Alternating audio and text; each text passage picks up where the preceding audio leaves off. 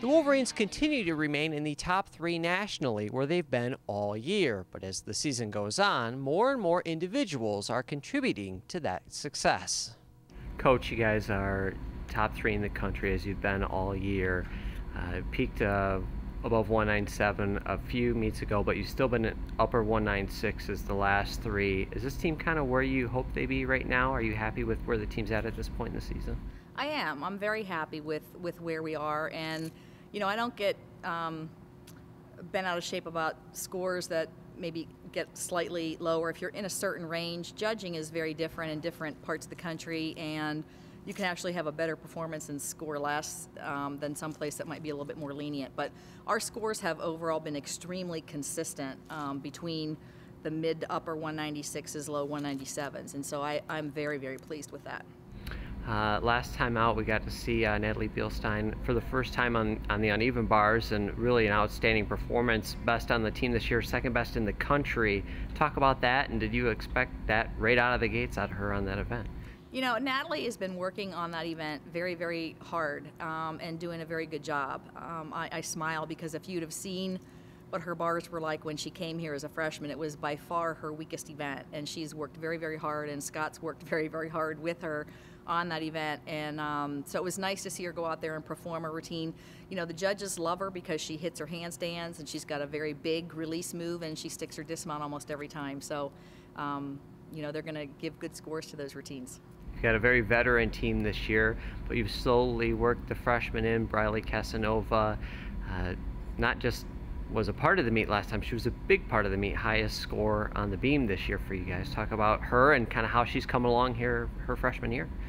She's doing a great job, you know, for coming in at Christmas time there and joining the team.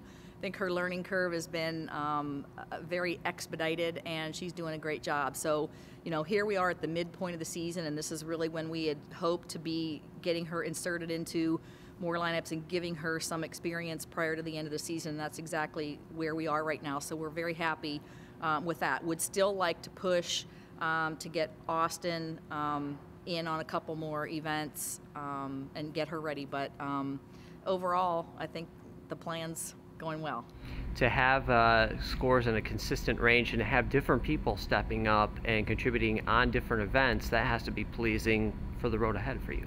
It really is. This is the first year in a number of years that we've had the luxury of being able to have enough depth to be able to do that. And I've preached and preached to our athletes that are in those 7, 8, and 9 spots that their roles are critical to the success of this team, because I need to be able to call upon them at any time to step in so that I can rest Joanna or Katie or Sachi or Brittany or somebody that's been going every single weekend. And last weekend was the first attempt at trying to do that, and it worked out really well. We got our best road score of the season, despite the fact that we rested a couple of our top 6 athletes. So, you know, we're hoping to be able to continue to do that over the course of the next couple of meets and be back full strength again, hopefully by UCLA. Joanna's had a great year. 2 meets ago, she did something that's pretty difficult to do, winning every single event, putting the all-around and all-around, I guess. Talk about really kind of the year she's had, and just to accomplish that feat in any meet at any point in the season.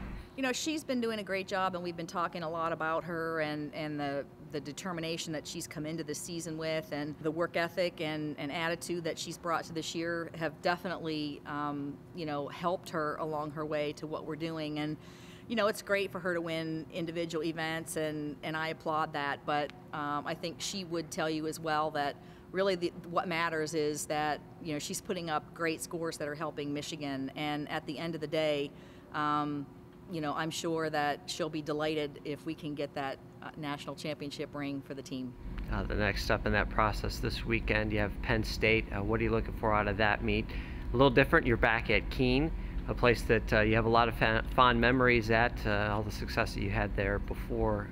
Talk about the meet coming up this weekend. Yeah, I think the kids are looking forward to it because it is something that's a little bit different. It's going to be unique. Our upperclassmen, we had one competition there last year as well when we had to get out of Chrysler when they were finishing their renovation. So some of them have a little bit of experience with it, and it's kind of just a fun, different thing to do. So, you know, we want to just stay focused on the same things that we've been doing, which is continuing to be consistent, continuing to, you know, hopefully put in some difficulty and come away with another great home score for our RQS.